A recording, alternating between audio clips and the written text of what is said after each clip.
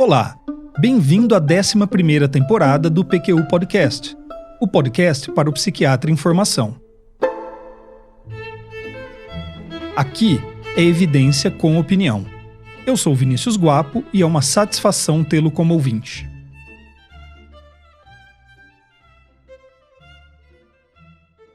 A catatonia é uma síndrome de desregulação psicomotora enigmática.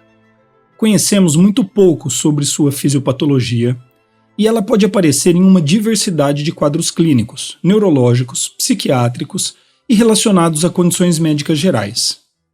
Potencialmente tratável, porém muitas vezes negligenciada, a catatonia pode ser fatal.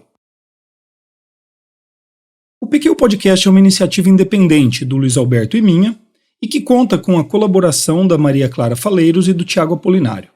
Aqui apresentamos semanalmente o produto de nossos estudos, com expectativa de que seja útil no aprimoramento de sua prática clínica. Se você é um psiquiatra em formação e gosta do PQU Podcast, divulgue entre amigos e colegas. Vamos começar esse episódio sobre catatonia falando sobre um personagem literário que ficou catatônico e morreu. Bartleby, o escrivão, do genial Herman Melville. Ups, eu acho que o alerta de spoiler deveria ter vindo antes do que eu acabei de falar, né? Mas não se preocupe, o desfecho final é apenas um detalhe desse conto primoroso. Vale a pena lê-lo de qualquer forma. Já tem anos que comprei uma edição de Bartleby, o escrivão, da extinta editora Kozak Naif. Gostei tanto que presenteei o Luiz Alberto com esse pequeno livro. Esta edição tem uma capa feita de cartolina verde com aparência rústica, e as páginas são pregadas juntas por uma costura de linha preta. Curiosamente, a mesma linha costura também a outra borda do livro, sendo que você só pode abri-lo ao cortar estas linhas.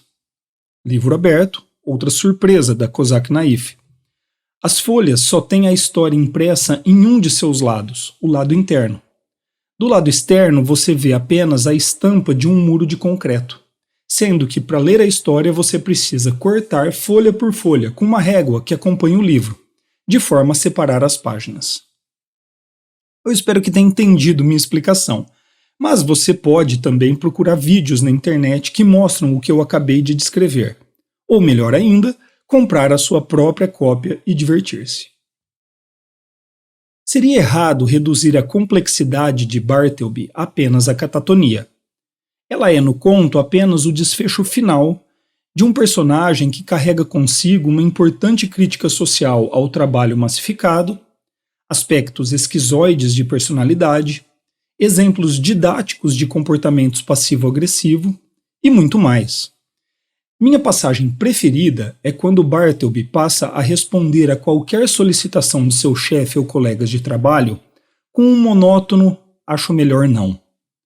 Até hoje, quando minha mulher faz algum pedido corriqueiro do tipo "pega água na geladeira, por favor", ou "você pode buscar as meninas na escola", antes de qualquer resposta adequada, eu solto o irresistível "acho melhor não" do Bartleby. Mas e a catatonia? Afinal, esse aqui é um podcast de psiquiatria, né? Pois é, apesar de o humor permear a primeira parte do conto, depois de um tempo, uma sombra de melancolia e desespero começa a tomar a descrição que Melville faz do Bartleby. Quando em um domingo pela manhã, seu chefe faz uma aparição inesperada no escritório e flagra Bartleby morando ali, solitário, o chefe reflete. O que vi naquela manhã convenceu-me de que o escrivão era vítima de um mal inato e incurável. Eu podia dar esmolas ao seu corpo, mas o seu corpo não lhe doía. Era sua alma que sofria. A bizarria do quadro fica explícita em muitas passagens do conto. Às vezes, algum advogado, tendo negócios a tratar comigo e não encontrando ninguém a não ser o escrivão, procurava obter alguma notícia sobre meu paradeiro. Mas Bartleby permanecia imóvel no meio da sala. Após contemplá-lo nessa posição por algum tempo, o advogado ia embora. Quando seu chefe resolve despedi-lo e pede que deixe o escritório, essa é a reação de Bartleby. Ele não disse palavra alguma, como última coluna de um templo arruinado. permaneceu ereto, mudo, solitário no meio da sala deserta. Depois de diversas tentativas de livrar-se de Bartleby, o chefe sai em viagem, e ao voltar tem a notícia de que Bartleby havia sido levado por policiais para a prisão, onde permanecia, segundo ele, sozinho, de pé, no pátio mais silencioso, o seu rosto voltado para o muro alto. Até descobrir que Bartleby, conhecido pelos outros prisioneiros como o Homem Calado, havia morrido por recusar-se a comer. O mais impressionante sobre esta descrição feita pelo Melville de um quadro catatônico é que este conto, Bartleby o Escrivão, foi publicado pela primeira vez 21 anos antes da primeira descrição da catatonia feita em 1874 por Carl Kalbaum. Especula-se que Melville tenha baseado-se em experiências que teve com seu pai, que aparentemente sofreu com um transtorno psiquiátrico grave, e até mesmo nas próprias experiências do autor, que sofria com um quadro depressivo. Bom, mas foi então em 1874 que Kalbaum descreveu pela primeira vez, com rigor científico, uma síndrome caracterizada por comportamento bizarro, acentuado déficit volitivo e desregulação vegetativa. Segundo Kalbaum, a catatonia era um estado temporário e/ou parte de um quadro clínico mais complexo. Levando-se em consideração os critérios atuais, os pacientes de Kalbaum seriam diagnosticados com transtorno bipolar, depressão unipolar, esquizofrenia, estado confusional agudo, e algum deles com alterações psiquiátricas relacionadas a outras patologias médicas. Anos depois, Emil Kraepelin capturou o conceito de catatonia em sua descrição de demência precoce. Alguns historiadores argumentam que Kraepelin, por consequência de sua enorme influência como voz dominante do pensamento em psicopatologia, sequestrou o conceito de catatonia. Seguido por Bleuler, a visão de uma patologia com curso crônico, deteriorante, ligada majoritariamente à esquizofrenia, influenciou a psiquiatria pelos séculos seguintes, chegando à psiquiatria contemporânea nas primeiras edições do DSM e da CID. Mudanças significativas foram implementadas no diagnóstico de catatonia entre o DSM-4 e o DSM-5. No DSM-4, a catatonia poderia estar relacionada à esquizofrenia, como um subtipo, a um transtorno do humor, na forma de um especificador, e a uma condição médica geral. Estudos subsequentes ao DSM-4 demonstraram que, com esse modelo, a catatonia vinha sendo pouco reconhecida e diagnosticada na prática clínica, e que os principais motivos para esse problema eram 3. Número 1.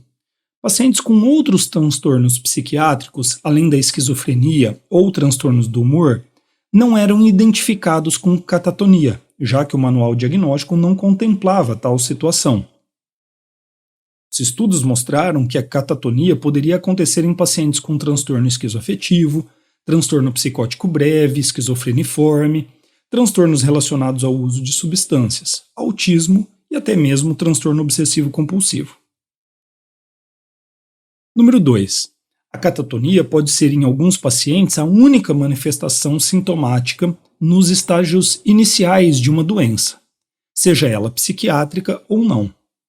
Nestes casos, o manual diagnóstico não permitia o diagnóstico de catatonia, até que um transtorno psiquiátrico ou médico geral fosse reconhecido, levando então ao subdiagnóstico.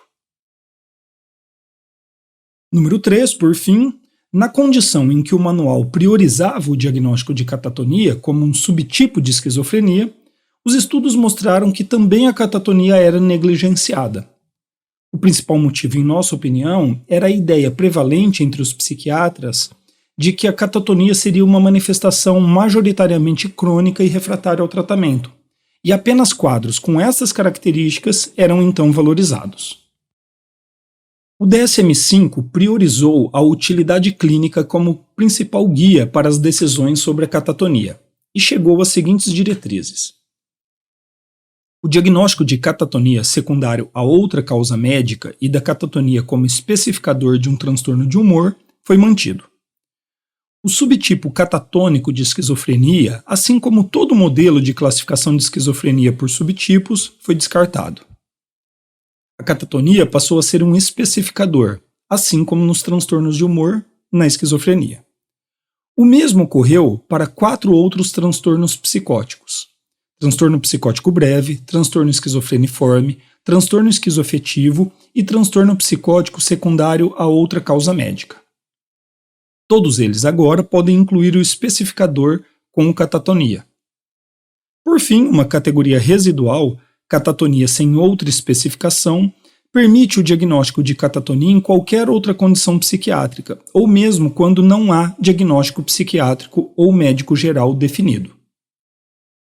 As mudanças no DSM claramente facilitam o diagnóstico de catatonia, como uma entidade heterogênea que pode ser crônica ou fugaz, e que aparece em uma diversidade de condições clínicas.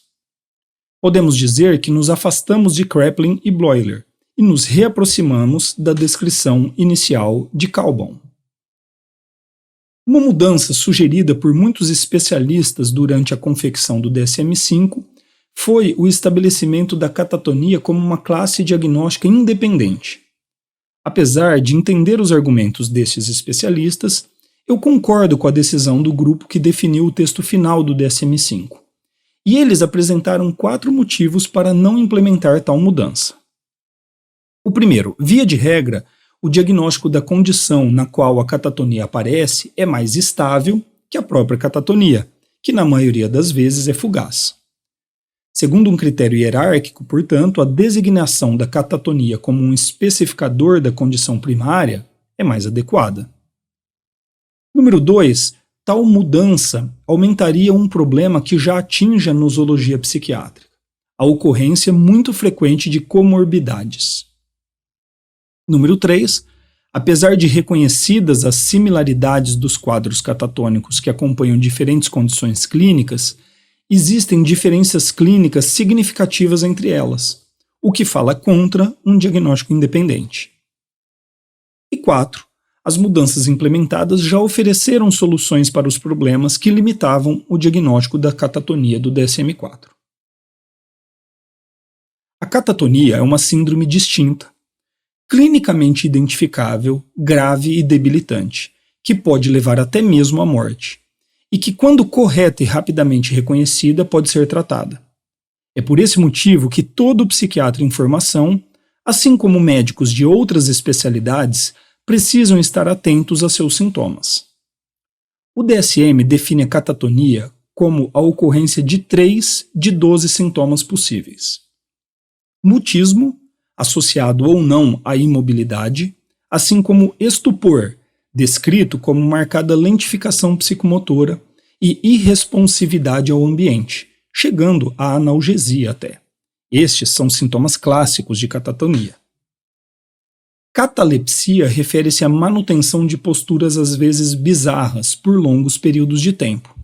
Negativismo, a resistência à manipulação por parte do examinador, assim como a irresponsividade a ordens do examinador. E flexibilidade séria, a resistência inicial à mobilização por parte do examinador, que cede à medida que o movimento se estabelece, permitindo o posicionamento do paciente conforme a intenção do examinador. A adoção passiva de posturas bizarras e caretas são sintomas da catatonia, e movimentos disfuncionais podem aparecer na forma de maneirismos ou estereotipias. Maneirismos são movimentos caricaturais, exagerados, de movimentos ou expressões faciais corriqueiras, enquanto estereotipias são movimentos repetitivos, exageradamente frequentes e sem objetivo prático. Ecolalia é a repetição automática e despropositada do discurso de outra pessoa, enquanto a ecopraxia é a repetição automática e despropositada dos movimentos de outra pessoa. Por fim, pode parecer contraintuitivo para alguns, mas a agitação psicomotora também pode ser um sintoma de catatonia. Tipicamente, ela não é influenciada por estímulos externos, aparece tão misteriosamente quanto desaparece. Alguns outros sintomas, como analgesia generalizada, obediência automática e uma hesitação patológica, podem ocorrer, apesar de não fazerem parte do conjunto de sintomas necessários ao diagnóstico. Além disso, o clínico deve estar atento a complicações da catatonia, dentre as quais destacam-se desnutrição, desidratação, perda de peso, cãibras, escaras, hipovitaminose e sinais de trombose e embolia pulmonar, que podem inclusive ser o motivo primário da busca por atenção clínica. A catatonia é um capítulo importante e curioso da psiquiatria. Há muito que possa ser dito e discutido sobre ela, e voltaremos a abordá-la aqui no PQU Podcast. Por agora, ficamos com um alerta para que se mantenha sempre presente essa possibilidade de diagnóstico, dada a sua importância clínica. Espero que tenha aproveitado. Você ouviu mais um episódio do PQU Podcast. Siga-nos no Instagram e acesse nosso site pqpodcast.com.br, onde encontrará todos os episódios já publicados com as respectivas referências, organizados por data, autor e sessão. Agradecemos sua atenção.